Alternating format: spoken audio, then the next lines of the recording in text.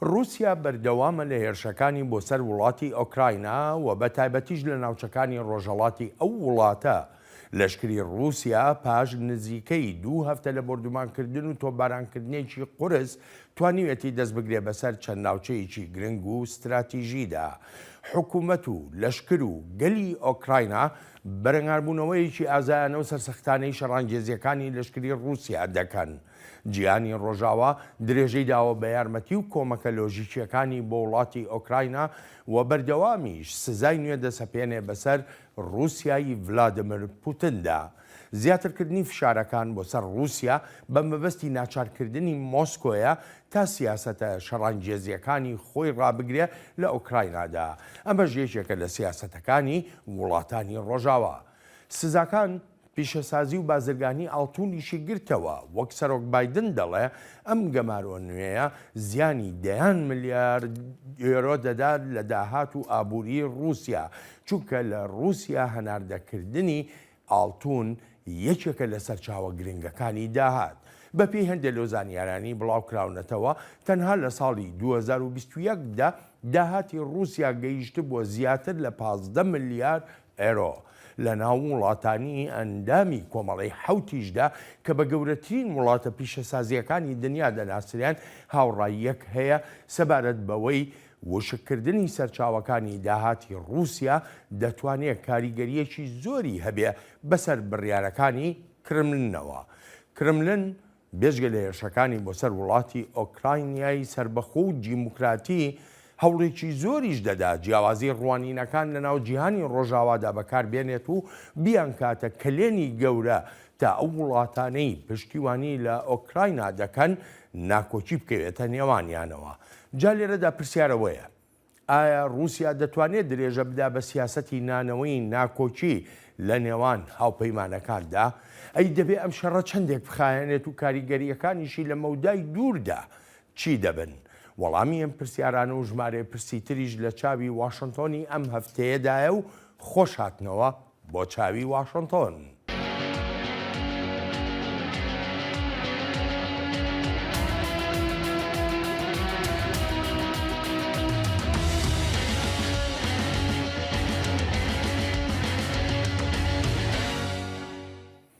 شەڕی سەپێنراوی رووسیا بەسەر وڵاتی ئۆکراینادا هەر تەنها لەو ڕەهەندەوە سیر ناکرێت کە وڵاتێک پێشێلی سەروەریەکانی وڵاتێکی تری سربەخۆی کردووە، بەڵکو وەک زۆرێک لە سیاسەتمەدارانی جیهان لێی دەڕوانن هەوڵێکی ترە دەدرێ بۆ گۆڕینی سیستەمی نێونەتەوەیی لە جیهاندا.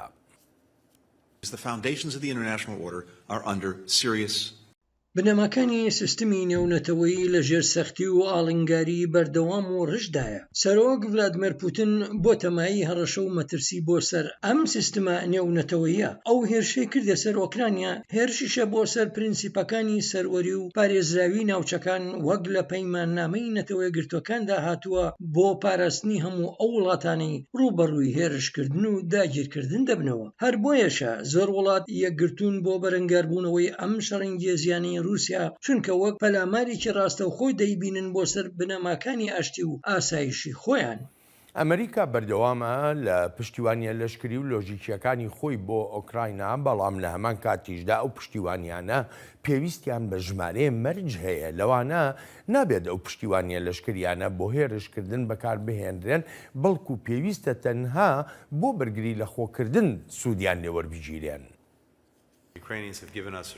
ئۆکرانیەکان دڵنیاییان داوینەتێک کە ئەو سیستمانە بۆ لێدانی ئامانج و نیشانەکانی ناو رووسیا بەکار ناهێنن. متمانیەکی بەهێزیش هەیە لە نێوان ئۆکرانیا و ئەمریکاشدا و هەروها بۆ هاوپەیمان و هاوبەشەکانیشمان بە هەمان شێوە. لە وەتای ئەم شەڕەنگێزی رووسیا دەستی پێکردووە، تەنانەت ئەو کاتەش کە سەرۆک بایدن بە ڕوونی و ئاشکرایی بە سەرۆکی رووسیایی ڕاگەیاند کە ئەمریکا چی دەکات ئەگەر رووسیا هێرشەکەی بکات. جایەکێک لە شتەکان ئەوە بوو کە بەردەوام کۆمەکی ئاسایشی بۆ ئۆکرانیا دابین دەکرێت. ئەو یارمەتیە ئاسایشیانی ئۆکرانیا پێویستیەتی بۆ بەرگری لە خۆکردنی دژ بە شەڕەنگێزیەکانی رووسیا.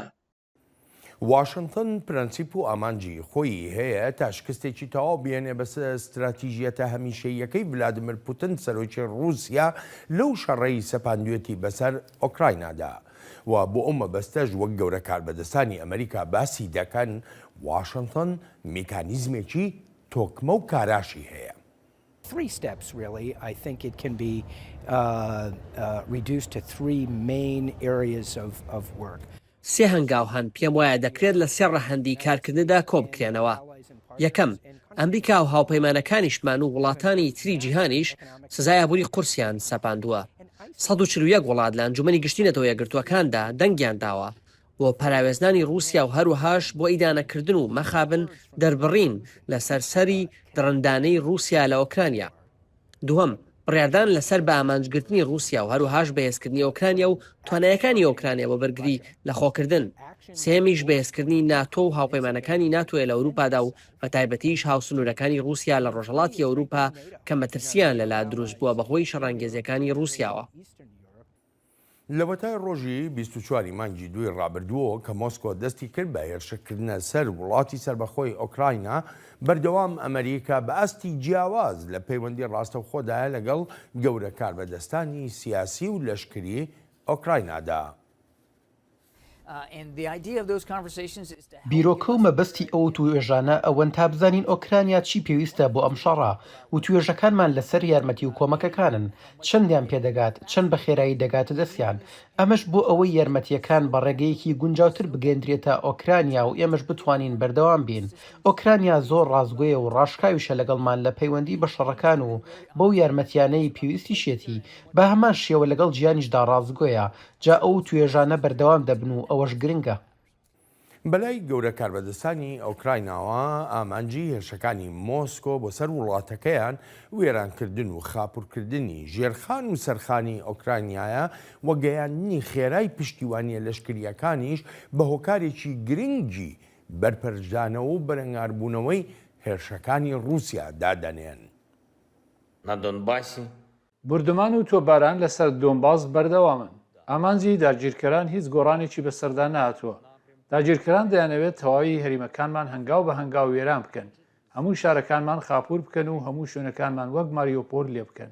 هەر بۆیشەوە کە میشە جەخت دەکەینەوە لەوەی کۆمەڵە لەشکریەکانمان بە خێرایی پێ بگات، ئەوەی لە مەیدانەکانی جەنگەوە پێویستە. خێرا گەیاندنی ئەو کۆمەکانەیە تا پاشەکشە بکرێت بەو هێزە بەدکارە بۆ ئەو دی و سنوورەکانی ئۆکراینە. جیهانی ڕۆژاوا و ژمارەی وڵاتی تریش سزای قورسیان سەپاندوێتە سەر رووسیا وەک میکانیزمێک بۆ ناچارکردنی کرملن تا کۆتایی بە سیاسەتە شەڕانگێزیەکانی خۆی بهێنێت. جا بێگومان ئەم قەیرانەی ئێستای ئابووری جیهان دەگرێتەوە و بۆ ڕەفتاری هەڵپەرستانی هەندێک وڵات کە بەبێ هیچ خوێندنەوە و تێگەیشتنێک لە میکانیزمە داراییەکان هەڵە ئابوووریەکانی خۆیان بەکاردەهێنن تا لۆمەکردنەکان بخەنە سەر وڵاتانی تری جیهان. ئەمەش بەبێ هاوکاریکردنیەکی ڕاستگۆیانە چارەسەر نابێت. مۆسکۆ وهای دادەنێ هەر هەنگاوێکی سیاسی و ئابووری دژی بگیرێتە بەر بەشێکە لە ڕاگەیاندنی شەڕ. بۆ نمونە لە ماوەی ڕابردوودا وڵاتی لیتوانیا گەماروی خستە سەر گواستنەوەی هەموو جۆرە کاڵاکان بۆ رووسیا. دەسەڵاتدارانی مۆسکۆ کەوتنە هەڕەشەکردن بەوەی تۆڵەی ئەو بڕیارە لە لیتوانیا دەکەنەوە، بەڵام وردەکاریەکانی چۆنێتی تۆڵەکردنەوەکەیان باس نەکردووە. ئەمە بێلەوەی دەژڵێن ئەوەی لیتوانیا کردوێتی پێشرکردنیەکی ئاشکرای ئەو ڕێکەوتنە بەزرگانیانەی پێشتری نێوان رووسیا و لیتوانیایە. جان هاردی لێکۆڵەری باڵاو شیکەرەوە لە نێوەندی داکۆچی لە دیموکراتیەکان میوانی ئەم هەفتەیەی چاوی واشنگتنە. بەڕێز هاردی لە توێژینەوەکانیدا سەنگی دەخاتە سەر بواری سیاسی و ئاسایشی رووسیا و سیاسەتەکانی ئەمریکا بەرامبەر مۆسکۆ، بە تایبەتیش لە قۆناغی پاش هەرەسی یەکێتی سۆڤیەتی پێشوو.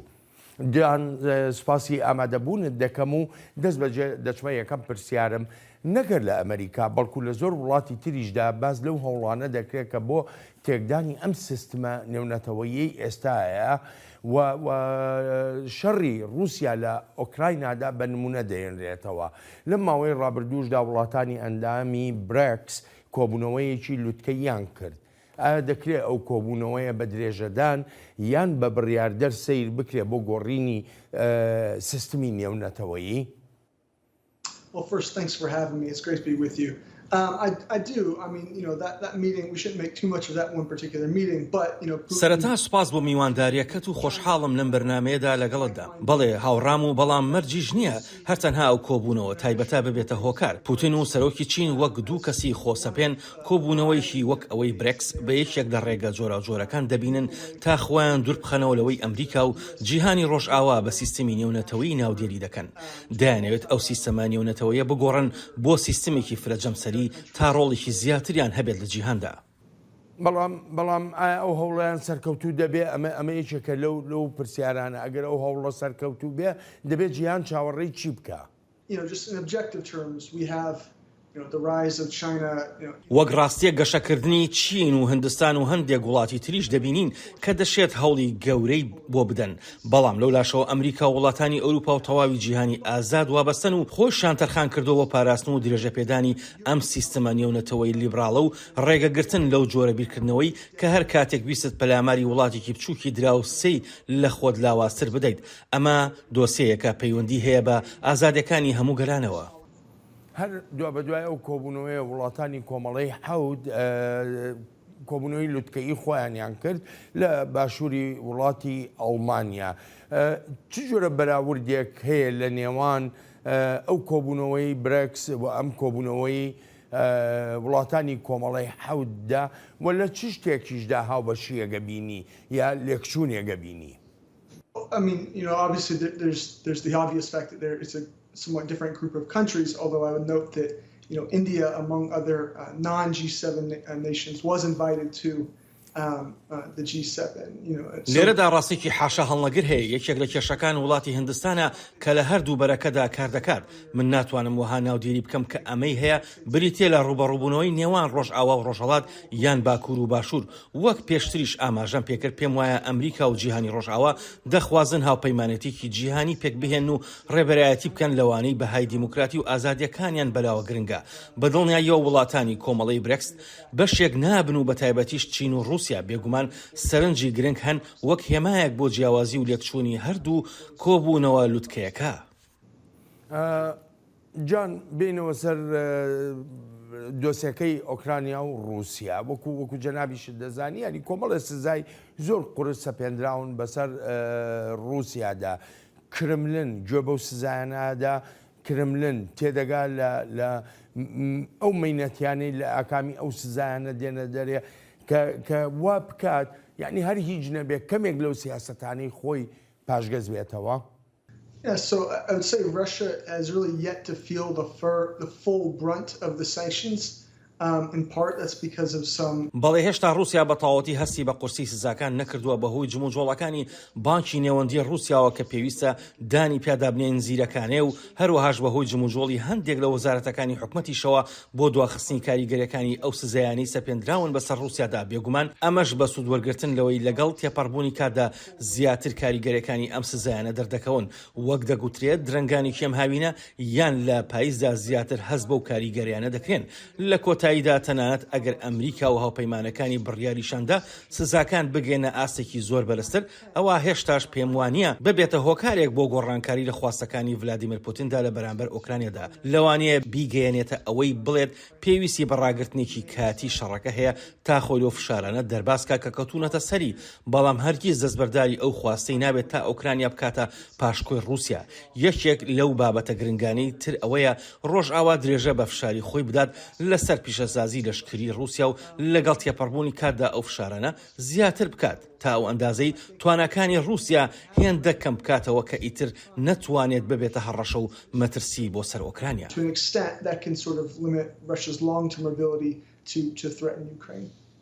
باش ئەگەر سزاکان ینی نەتوانێت سیاسەتەکانی پوتین بگۆڕێ چ شتێک بەڕای تۆ دەبێتە ئەو فشارە گەورەیە کە پوتین ناچار بکە شەڕ ڕابگرێ؟ Sure. Well, I think Putin has come to, he's developed his ambitions toward Ukraine over, a long دەزانی پوتن وەک ڕێبەری رووسیا لە ماوەی زیاتر لە 20 ساڵی ڕابردوودا پەرەی داوە بۆ خواستی خۆی دژی ئۆکرانیا لەوانەیە زیاتریش بێت جابۆیە پێم وانییە ئەو هەڵوێستانی هەیەی بەرامبەر بە ئۆکرانیا وەک ئەوەی دەڵێت ئۆکرانیا وڵات نییە و پێویستە ببێتە بەشێک لە رووسیا هیچ گۆڕانکاریان بەسەردا بێت هەر بۆیە دووبارەی دەکەمەوە باشترین فشار ئەوەیە ڕێگە لە توانای لەشکریەکانی رووسیا بگیرێت تا ئیتر نەتوانێت هیچ شەڕێک بەرپا بکات هەروەهاش دابینکردنی پشتیوانی زیاتر و گەورەش بۆ ئۆکرانیا و سەپاندنی سزای گەورەتر ئەوە وەها دەکەن ئۆکرانیا بکەوێتە پێگەیەکی باشتری داکۆچی لەخۆکردن. جان منەگەڕێمەوە بۆلات دەچینە تەوەری دووەمی بەرنامەکەمان. هەر لە سەرەتای دەستپێکردنی ئەم شەڕەی رووسیا سەپاندوێتی پرسیارگەلێکی زۆر هاتنە ئاراوە سەبارەت بە شیانەکانی ڕاگرتنی شەڕەکە هەروەهاش کۆتایی هێنان بە زیانە گیانی و ماڵیەکانی ئەم شەڕە بەڵام تا ئێستاشی لەگەڵدا بێ هیچ ئاماژەیەک لە ئارادا نییە کە بڵێ ئەم شەڕە نەخوازراوە بە چه شێوەیەک کۆتایی پێدێت. ناتوانین پێشببینی چۆنیەتی کۆتایی هاتنی ئەم شەڕە بکەین یان کەی تەواو دەبێت بەزەندەکانیش لە ئێستادا ئەوەیە کە هێشتاش لە چەندان مانگی تری شەڕ دەڕوانین جا لەوانەیە سبەی ئەم شەڕە ڕابگیرێت ئەگەر رووسیا شەڕەکە ڕابگرێت بەڵام لە ئێستادا هیچ ئاماژەیەک نابینین کە مۆسکۆ بە نیازی شەڕ ڕاگرتن بێت. هەوڵەکان و داواکانیش زۆرن بۆ ڕاگرتنی شەڕ بەڵام تا ئێستاشی لەگەڵدا بێ مۆسکۆ هیچ وەڵامێکی ئەرێنیانەی نییە بۆ ئەو داوا و هەوڵانە هەر چۆنێک بێ وەک واشنگتن دەڵێ قورسە لە هەموو هەلومەرجێکدا لایەنەکان بە شەڕ ڕاگرتن قایل بن.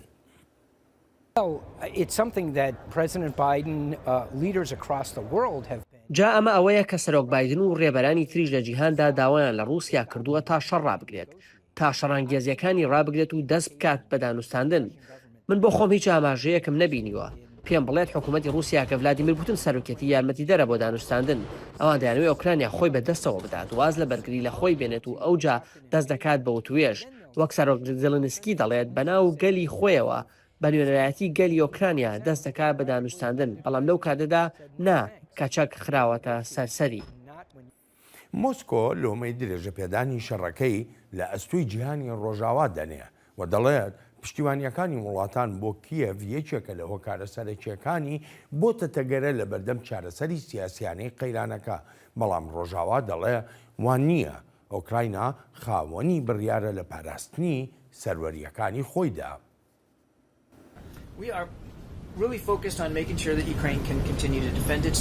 بە ئاشکرایی جەختکردنەوەیە کە لە دڵنیابوون لەوەی ئۆکراینا بەردەوام بێت لە بەرگری لەخۆکردن و لە سەروەری و لە گەلەکەی و خاکەکەیشی ئەو کۆمەکانەی لە ئەمریکا وەری دەگرن مافی خۆیانە ئۆکراینا خۆی بڕاردەداد لە کردە لەشکریەکانی بێگومان ئێمە دەمانەوێت ببینین بە تەواوەتی ڕێز دەگیرێت لە سەروەریەکانی ئۆکراینا و خاکەکەی و وڵاتەکەیشی بە تەواوی بۆ گەڕاوەتەوە جا ئەوەی بەرەنجامی ئەم شەڕە چۆن دەبێت ئەوە شتێکە کە بە بڕیاری بەڕێز پوتین شەڕەکە ڕادەگیرێت بەڵام سەرۆک زیلنسکی شێوازی سەرکەوتن دەستنیشان دەکات.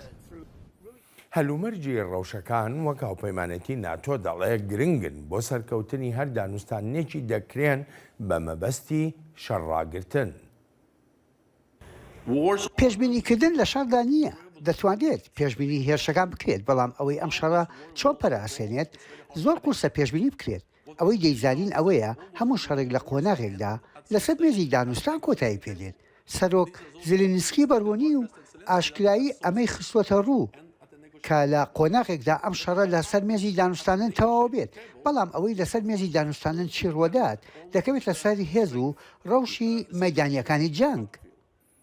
رووسیا هەرگیز چاوەڕوانی ئەوەی نەدەکرد ئەم شەڕە خوێناویە هێندە درێژە بکێشەیە. مۆسکۆ لە هەموو مەزەندە و هەڵسەنگاندنەکانی داوای دانابوو لەم چەند ڕۆژێکدا دەتوانێت سەرکەوتنی خۆی لەم شەڕەدا ڕابگەێنێت. سەرۆک پوتین هەڵەیەکی استراتیژی کرد هەر بە تەواوەتی هێز و خواست و توانای گەلی ئۆکراینا و لەشکری ئۆکراینای بۆ بەرگری لە خۆکردن بەکەم وەرگرت. پوتین یەکگرتووی ناتۆ و هاوپەیمانان و هاوبەشەکانی ناتۆشی بۆ پشتیوانیکردن لە ئۆکراینا بەکەم وەرگرت. ئەمریکا لە هەردوو ڕووی سیاسی دیبلۆماتیەوە وهای کردووە ئەم یەکگرتوویە ڕووبدات هەروەهاش بەڕێخستن و هاریکاریکردنی پشتیوانیە لەشکریەکانیش بۆ ئۆکراینا. ڕێبەرانی ئۆکراینە جەخت دەکەنەوە لەوەی بەبێ هیچ چەند و چوونێک دەبێت تەواوی ئەو ناوچانە ڕزگار بکرێنەوە کە رووسیا داگیری کردوون و پێش دەچێت. ئەمە مەرجێکی پێشوەختی ئۆکراین نابێ بۆ ڕاگررتنی شەڕ. پێویستە خاچی خۆمان ئازاد بکەینەوە تا خێراتر زۆر خێراتر بگەینە سەرکەوتن. ئەمە ئامانجی نیشتمانیە و پێویستە ڕۆژانەکاری لەسەر بکەین تا بەجێ دەگەینی.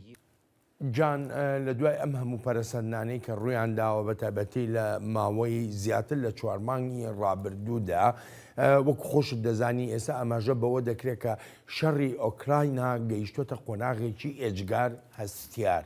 لەگەڵ ئەو هەستیاریەدا بەڕای تۆ زەمینەیەک بۆ دانوستاندن ماوە یا چارەسەری سیاسیانەی ئەم شەڕە ماوە؟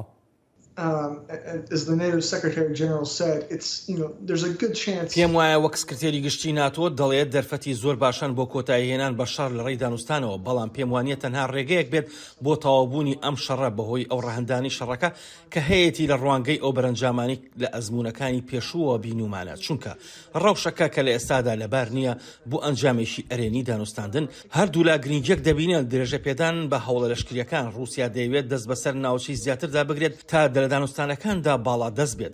ئۆکرانیا دەیەوێت تەواوی ناوچەکانی ڕزگار بکات و چەکی زیاتریشی پێبگا لە ڕۆژ ئاواوە، هەر بۆیە لە ئێستادا دانوستاندن جێی خۆی ناگرێت. یعنی لە کاتێکا کە باسی دانوستاندن دەکەین پێویستە باسیش لە ئاڕاستەکانی شەڕەکەش بکەین کە بزانین بەکوێ دەگا. یعنی پێت وایە ئۆکراینە لەگەڵ هەموو ئەو پشتیوانیانەی کە دەکرێت بتوانێت بە تەواوەتی هەموو ئەو ناوچانەی وەکو سەرۆکی ئۆکراینیا خۆی باسی دەکا دەبێت ڕزگار بکرێن. ئایا ئەتوانێت بیکات؟ Yeah, so this is really a great question, and it sort of remains to be seen. I'd say my prediction would be. بەڕاستی ئەمە پرسیارێکی زۆر باشە و پێویستە بەردەوام لە بەردەماندا بێت. ئۆکرانیا بەڕوانینی من هەندێک دەرفەتی باشی لە بەردەستدایە بۆ پەروەردانەوەی هێرشەکان، بەڵام ئەوەی دەمێنێتەوە ئەوەیە ئایا دەتوانێت چەندێک لەو خاکەی خۆی ڕزگار بکات؟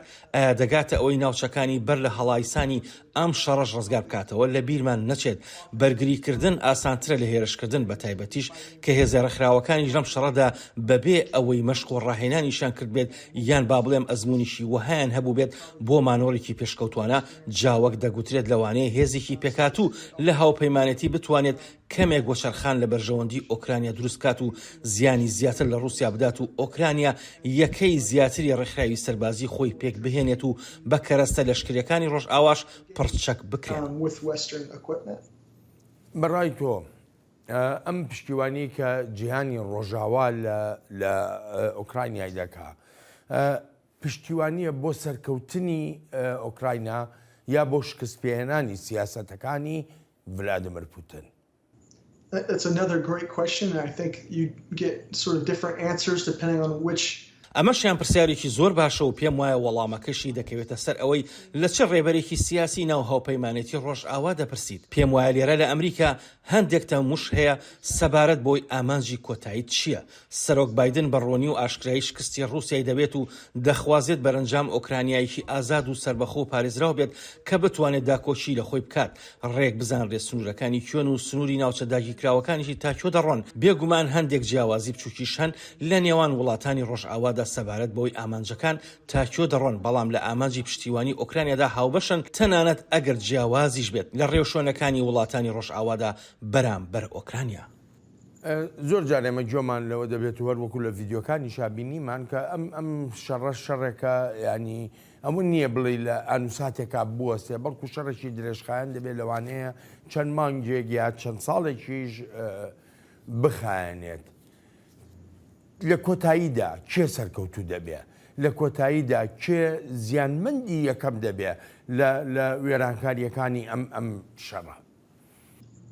So the word winner, I guess, sort of depends on your answer. جابراوەی شەڕ دەکەوێتە سەر ئەوەی ئایا سەرکەوتن لەم شەڕەدا لە چی دەچێت یان چۆنە. لە زۆر ڕۆەوە ئەم شەڕە شکست بە استراتیژیەکانی ڤلادیمیر پوتین دەهێنێت بەبێ ڕەچاوکردنی ئەوەی لە ناوچەکانی وەک دۆنباس چەندێک پێشڕەوی دەکات. ئامانجی پوتین ڕوخاندنی حکومەتی کیڤ بوو و ئەو جاپێکێنانی حکومەتێک کە سەر بە رووسیا بێت، بەڵام ڕێک پێچەوانەکەی دەست دەکەوێت. ئەوە تا وەک دەبینین هێزەکانی رووسیا شکستیان هێنا لە پێکانی ئەو ئامانجە حکومەتە هەڵبژێردراوە کردەوە دیموکراتیەکەی ئۆکرانیا هێشتاش بەهێزە و هێشتاش خاوەنی ڕوانینی خۆیەتی و کار بۆ ئاڕاستەیەدا دەکات کە ببێتە بەشەیەک لە ڕۆژئاوا جا ئەمانە هەمان پێکەوە شکستی استراتیژین بۆ پوتین. ئەمە خاڵێکی گرنگە کە شکستێکی استراتیژی بەسەر پوتندا بێ. بەڵام لەگەڵیشیدا ئایا چ دڵنیاییەک هەیە؟ ئایا وڵاتانی ڕۆژاوا چ جۆرە دڵنیاییەکیان هەیە کە لە دوای ئەم ڤلادیمیر پوتینێکی تر نێتە ئاراوە خاوەن ببێتە خاوەنی سیاسەتێکی تونتر هەروەکو لە دۆسەی تێرۆریزمە ئێمە تەماشای دەکەین یعنی لە ڕێکخراوی ئەلقاعیدە ڕزگارت دەبێ ڕێکخراوێکی دڕندەتری وەکو داعش دێتە ئاراوە.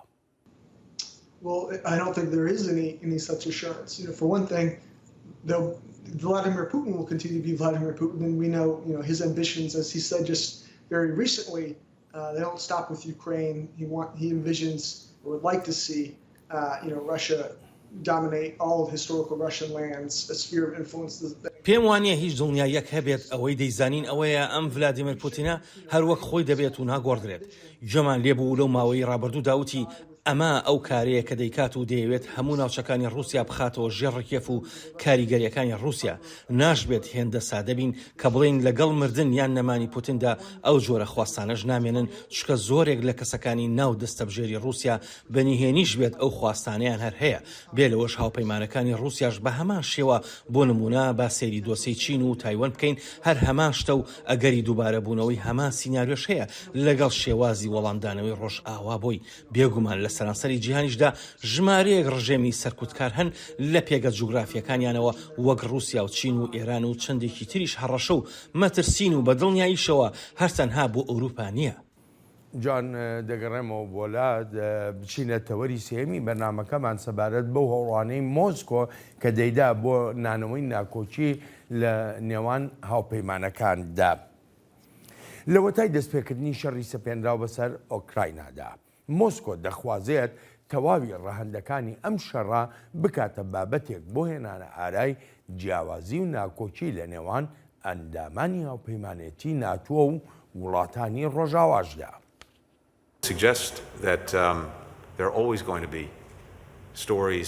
هەمیشە بابەتی تایبەتەن لەسەر جیاوازیەکان جا لە هەر کاتێکدا بێت بەڵام کاتێک دێتە سەر ئەو ئاراستە استراتیژی ئێمە پێکەوە گرتومانەتە بەر وەک هاوپەیمان و هاوبەش لە ئەوروپادا و لە شوێنەکانی تریشدا هەر هیچ دەبێت لە ئەزمموی مندا بێپێشینە بووە لە ڕەهەندی هاوسۆزی و سوربوونی هاوبەشمان بۆ پشتیوانی لە دابینکردنی یارمەتی ئاسایش و کۆمەکی ئابووری و کۆمەکی مرۆیی بۆ ئۆکرانیا و فشارێکی گەورەش بخرێتە سەر رووسیا تا ڕابگرێت و توانایی بەرگری هاوپەیمانەکانیشمان بەهێزتر دەکەین.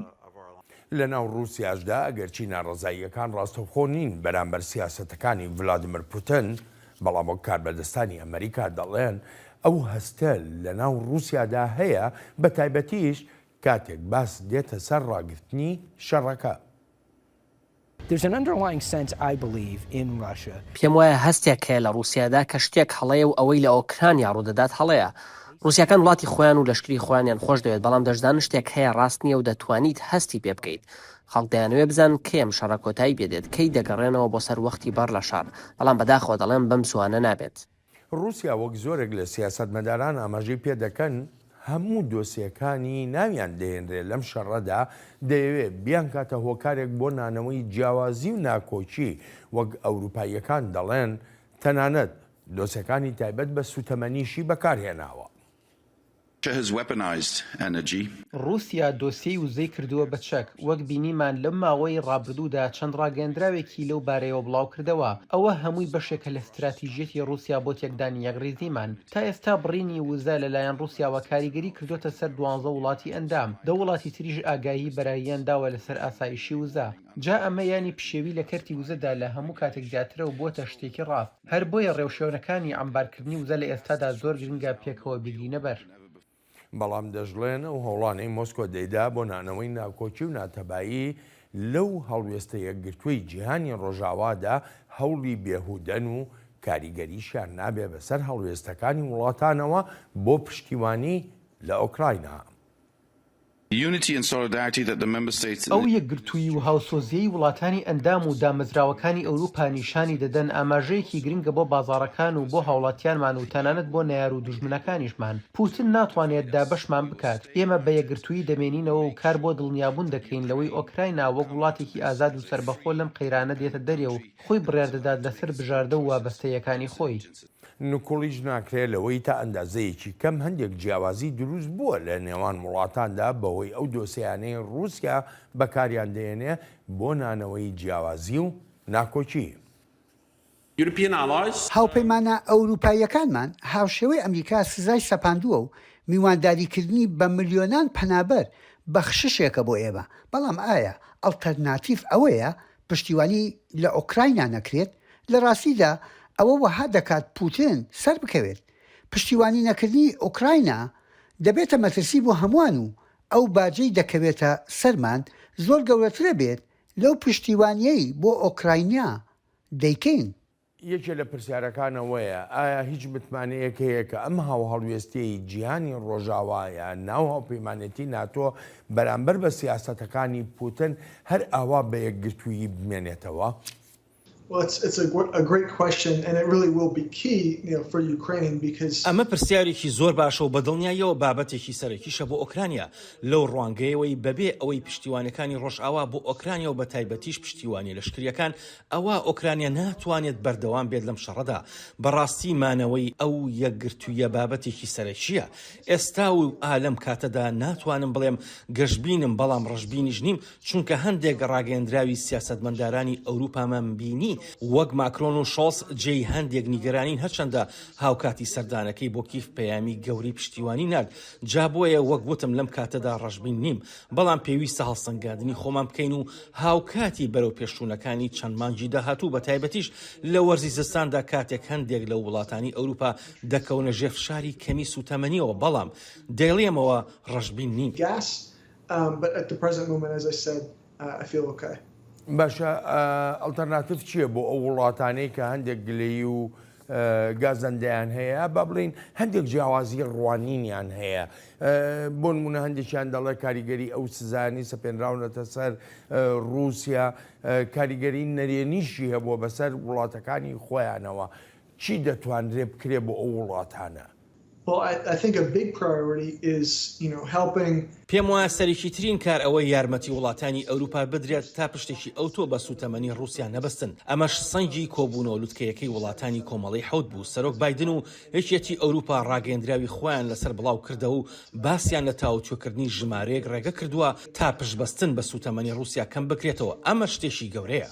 ئەگەر بێت و شتێکی لەو بابەتە نەکرا ئەمە بە تەواوەتی دەبێتە مای هەڵوەشانەوەی ئەو استراتیژیەتەی کە بۆ نمونە هاوپەیمانەتی ناتۆ هەیەی؟ نانا پێم وانێت چونکە هەستێکی هاوبەش و سوربوونێکی هاوبەشیش هەن بۆ شکست پێهێنانی ئەو خواستە شەڕانگێزانی ڤلادیمیر پوتین دەشێت لە چەند مانگی داهاتوودا فشاریشی ئابووری دەرکەون بەڵام نا پێم وانیە کشانەوە یان پاشەکشێ ڕوودات بەهۆی کێشەی ئابووریەوە وەک لە ڤیدۆکانیشدا بینیمان لێرەدا باشدان هەیە بۆ پشتیوانەکان و پێشم وایە ئەو پشتیوانیانەش هەر بەردەوام دەبن.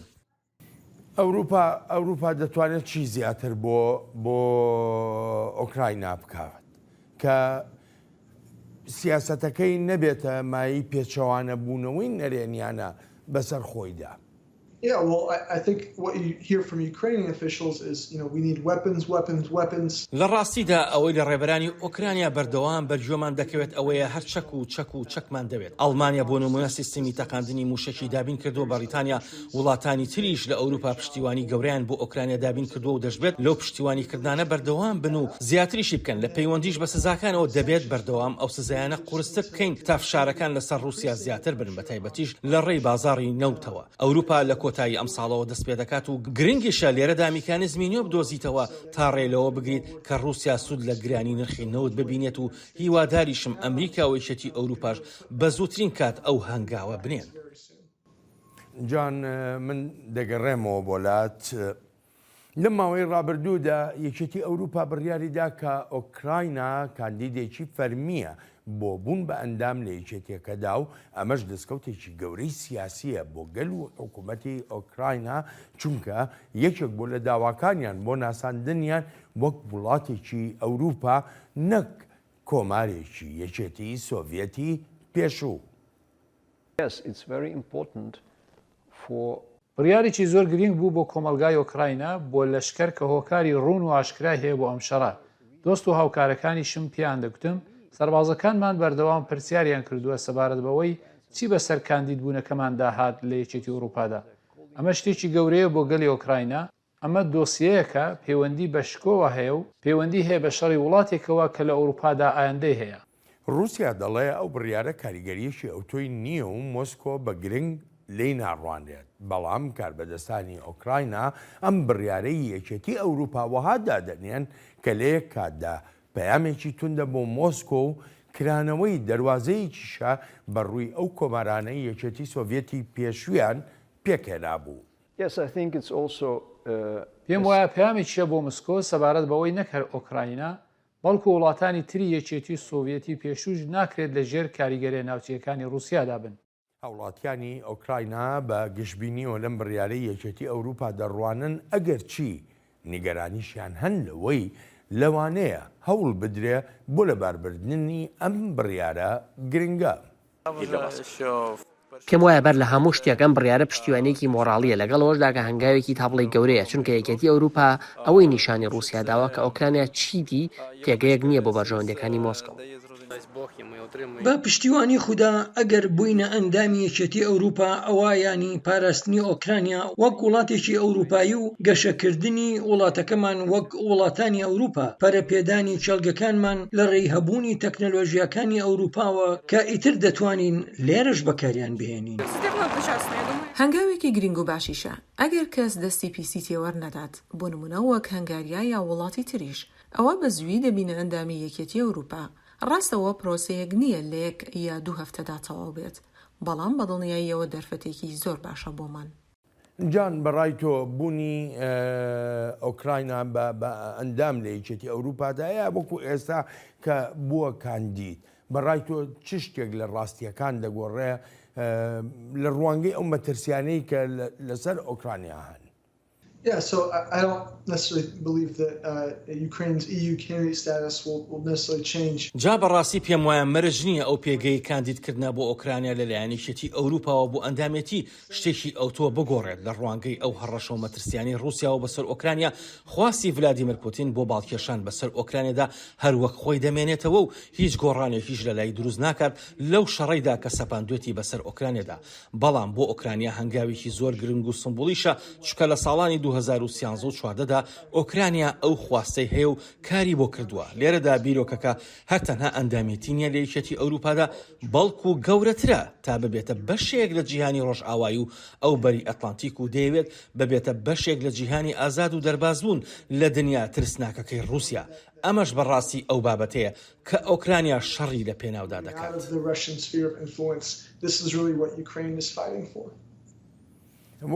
وەکو لە ڤیددیۆکانیشدا بینیمان ینی هەوڵاتیانی ئۆکراینە هەندێک نیگەرانیان هەن بە تایبەتی لەوەی کە وڵاتێکی وەکو هەنگاریا ئەندامەتی ئۆکراینە پەسەند نەکات. ئەو نیگەرانیانە لە جێی خۆیاندان. ناتوانم بڵێم شتێکی بەرچاو و جێی سەرنجات چکە ئەوەی ئێستا ئۆکرانیا پێی گەشتووە دەست کەوتە و هیواداریشم تا کۆتایی بڕوات و بەو هیوایی خۆی بگات. بەس لە هەنگاریاکرا پێدەچێت ئەو وڵاتە بیوێت پەیوەندیەکانی خۆی لەگەڵ رووسیادا بپارێزێت یان زیاتریشیان بکات بۆ پاراستنی بەرژەوەندی و خواستەکانی خۆی لە ڕێجیاوازیەوە لەگەڵ بڕۆکسلدا و لەوانەشە دۆسەی ئەندامێتێکی ئۆکرانیا لە ململانی و ناکۆشیەکانیدا لەگەڵ بڕۆکسلدا بەکار بهێنێت. ئەگەر ئۆکراینا ببێتە ئەندام لە یەکێتی ئەوروپادا بۆ مانایە کە ئیتر تەواو هەڕەشەکان ئەو مەترسیانەی رووسیا ئیتر ڕادەگیرێن تەواو دەبێ چی ڕوئەدا؟ Oh, no, of course not. I think Putin really does see نا بێگومان پێم وانە پێم وایە خواستی ڤلادیمیر پوتین بۆ باڵادەستی رووسیا لە وڵاتەدا و ئەوەی ئۆکرانیا بخاتە ژێر کاریگەریەکانی خۆیەوە هەرتەنها لەوێەوە سەرچاوی نەگرتووە کە بڵێن خواستی کەسێتیە لای پوتین بەڵکو و هاسێری دەکات لە بەرژەوەندی هەموو رووسیای و ئەم کارش بە ئەرکەستەرێکێکی خۆی دەزانێت و هەروەهاش لای دەستە بژێری رووسیاش ئەو هەستە هەیە کە ئۆکرانیا ئەرکێکی ئاسایشیە بۆ رووسیا وەک متمانەیەکی ئاسایشیش لێی دەڕوانن هەر بۆیە پێم وانە ئەو بیرۆکانە بەم زوانە لە مێشکیاندا بچنە دەرەوە. جان سپاس دەکەم بۆ بەشداریت لە چاوی واشنگتنی ئەم هەفتەیەدا. Thank you very much, John. Thanks for having me. ئەلبەتە ئازیزانم سپاسی بێپایانم بۆ ئەوەی خۆشەویستە کە تا ئێستا لەگەڵماندا بوون تا هەفتەی ئایندا چاوێکی نوێی واشنگتن ڕێز و خۆشەویستی ستافی بەرنامە هەروەها هی خۆشم بەڵێن ساڵح پەسەند بفەرمونون هەر لە خۆشیە جێتان بێڵین.